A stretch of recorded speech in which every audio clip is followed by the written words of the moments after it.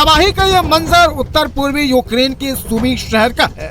आसमान से गिरते बारूदी गोलों से यहाँ भारी तबाही हो रही है।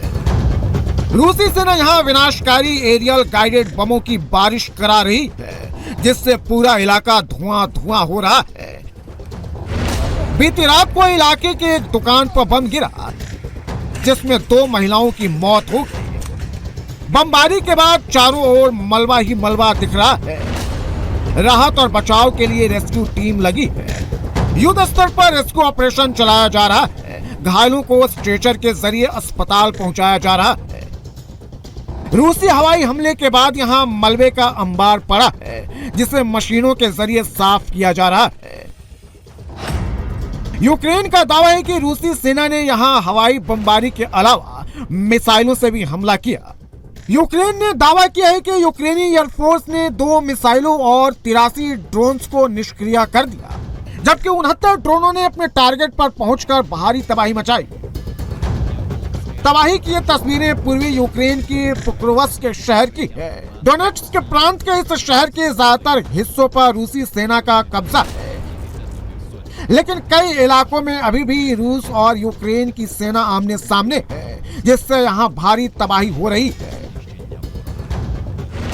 ड्रोन और एरियल गाइडेड बमों से आसमान से शोले गिर रहे हैं। पूरा इलाका मरघट में तब्दील हो गया है।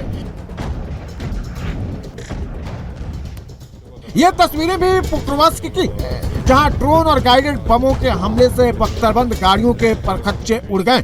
चारों तरफ सिर्फ और सिर्फ तबाही दिख रही है। कहीं बमबारी के बाद आग लगी है, तो कहीं धुएं का गुबार उठ रहा है। रूस यूक्रेन के मिलिट्री बेस के अलावा एनर्जी और पावर स्टेशनों पर हमले कर रहा है, तो यूक्रेन रूसी तेल रिफाइनरी को निशाना बना रहा है। तबाही की तस्वीरें रूस के यारोस्लावल की हैं, जहां यूक्रेनी सेना ने तेल रिफाइनरी को निशाना बनाकर हमला किया। ड्रोन हमले से रूस का यह तेल रिफाइनरी आग के गोले में तब्दील हो गया है। यह रिफाइनरी रूस के सबसे बड़े तेल रिफाइनरियों में से एक है। यह रिफाइनरी यूक्रेन की सीमा से करीब 700 किलोमीटर दूर है।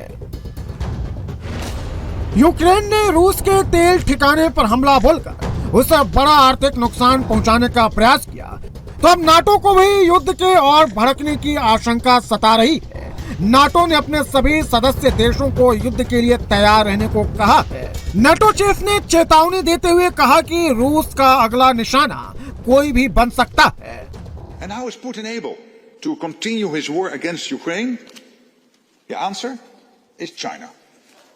China is Russia's lifeline.